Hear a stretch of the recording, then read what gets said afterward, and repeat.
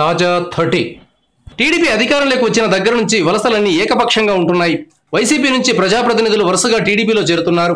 సమీప భవిష్యత్తులో మరికొంతమంది ప్రతిపక్ష పార్టీ ఎమ్మెల్యేలు కూడా టీడీపీలోకి వస్తారని ఆ పార్టీ వర్గాలు చెప్తున్నాయి. అయితే అనూహ్యంగా మంత్రివర్గ విస్తరణ టీడీపీలో అసంతృప్తికి కారణమైంది.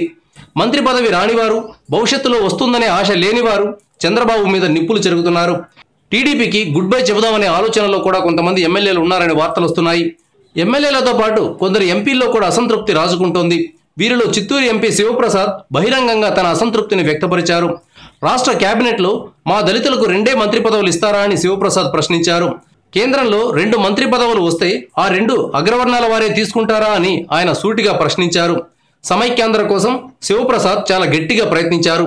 అఫ్కోర్స్ రాష్ట్రం విడిపోవడం ఖాయమని తెలిసినప్పటికీ ఆ రోజు 3 సీమాంధ్రలో సమైక్యం వైపు ఉంది. ఈ కారణంగా శివప్రసాద్ పార్లమెంటులో రోజుకో వేషంతో సోనియా గాంధీ మీద, కాంగ్రెస్ మీద విరుచుకుపడ్డారు. ఇంత శ్రమ పడితే ఈ రోజున నాకు ఏమీ లేకుండా పోయింది, ఒక్క ఎంపీ పదవితోనే సరిపెట్టుకోవాల్సి వస్తోంది అనే బాధ ఆయనలో కనిపిస్తోంది. పనిలో పనిగా ఎస్సీ కార్డును కూడా ప్రయోగించారు. ఈ నేపథ్యంలో శివప్రసాద్ వచ్చే ఎన్నికల నాటికి వైసీపీలోకి జంప్ చేసే అవకాశం ఉందని రాజకీయ పరిశీలకులు అంచనా వేస్తున్నారు. చిత్తూరు లోక్సభ స్థానాల్లో గత ఎన్నికల్లో వైసీపీ తరఫున పోటీ చేసిన సామాన్య కిరణ్ ఇబ్బందుల్లో ఉన్నారు.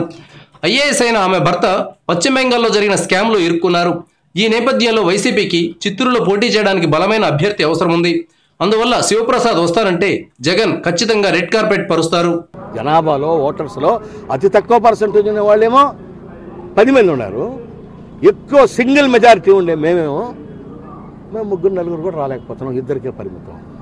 నేనేమన్నా అంటే రాయలసీమకి ప్రాధాన్యత లేకుండా పోతా ఉంది. అక్కడ ఇచ్చినటువంటి మంత్రి పదవులు వెస్ట్ గోదావరి, గుంటూరు, మళ్ళీ వాళ్ళు తీసేసినారు, మళ్ళీ వెస్ట్ గోదావరి, గుంటూరుకే ఇచ్చినారు. రాయలసీమలో కూడా ఉండారు కదా, రాయలసీమకి ఇస్తే దగ్గర అవుతుంది కదా మంత్రులు కలుసుకునేదానికి. ఆడ అవకాశం ఉంది కదా కొంతమందికి ఇవ్వడానికి, అవకాశం ఉంది కదా. అంతేకాదు సెంట్రల్ గవర్నమెంట్లో కూడా 2 పోస్టులు ఇస్తే 2 ఓసీలకు ఇచ్చారు. డిప్యూటీ సీఎం అన్న ఇచ్చి బీసీలను గౌరవించారు ఆంధ్రప్రదేశ్లో. బట్ ఎస్సీకి ఎక్కడ లేకుండా పోతే ఎలా? ఎస్సీ ప్రాధాన్యతను తగ్గించేస్తే ఎలా? ఇది ప్రజలు ప్రశ్నిస్తున్నారు. ప్రజలు నన్ను ప్రశ్నిస్తుంటే నేనే సమాధానం చెప్పలేక నా వాళ్ళ ముందనే నా బాధ వాళ్ళకి ఎక్స్ప్రెస్ చేశాను. ఇప్పుడు మీరు చూశారు ఇక్కడ. Thank you viewers. ఈ వీడియో మీకు నచ్చితే లైక్ బటన్ టచ్ చేయండి. తాజా 30 ఛానల్కు సబ్స్క్రైబ్ చేయండి. మీ మిత్రులకు షేర్ చేయండి.